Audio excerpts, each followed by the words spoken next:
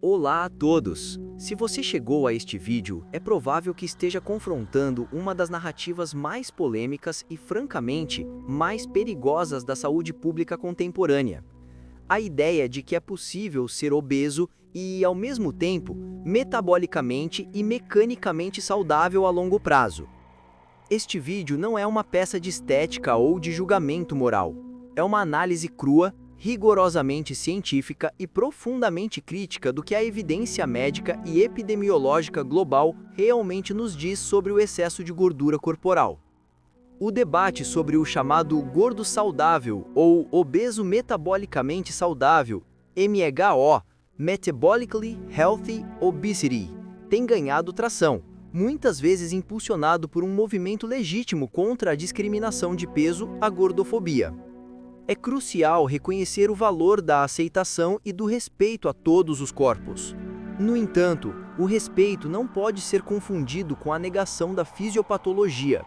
A ciência não pode ceder espaço à narrativa do conforto superficial em detrimento da verdade clínica. Vamos começar pelo básico. O que define a obesidade?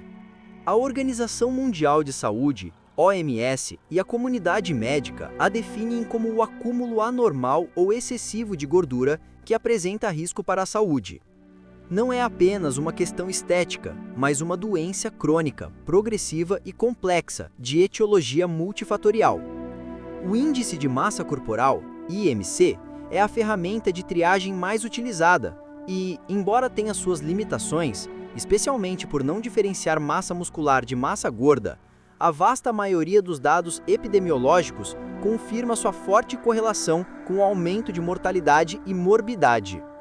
Chegou a hora de deixar o seu like e se inscrever no canal. Dá essa força, não custa nada.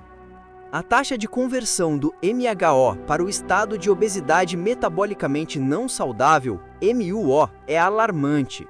A maioria desses indivíduos acabará por sucumbir à disfunção metabólica ao longo do tempo. O tecido adiposo não é apenas um depósito inerte de energia.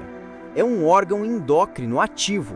Quando em excesso, especialmente a gordura visceral, torna-se disfuncional, infiltrando-se em órgãos como o fígado, o pâncreas e o coração.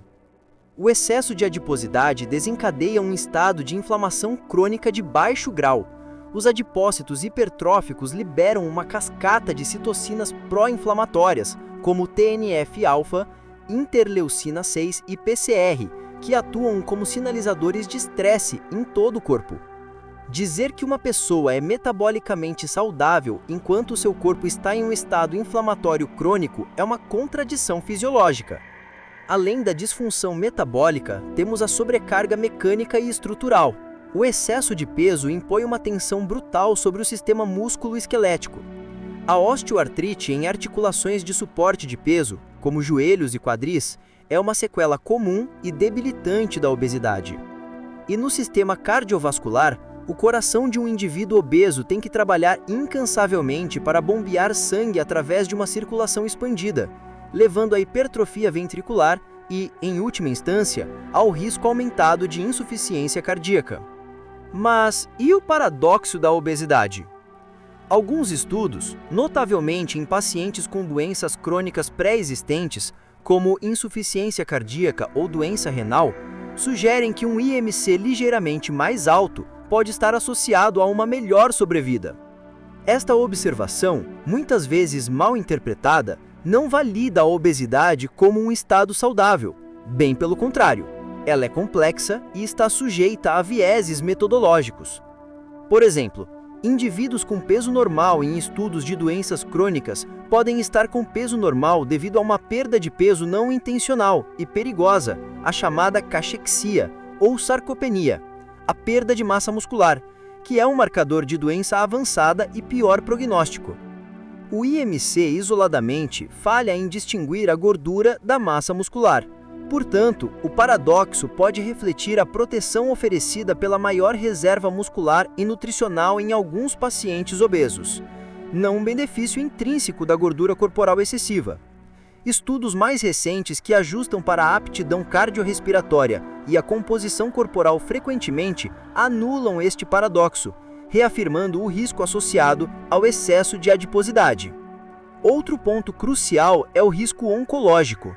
A obesidade é um fator de risco estabelecido e modificável para pelo menos 13 tipos de câncer, incluindo o de mama, coloretal e endométrio.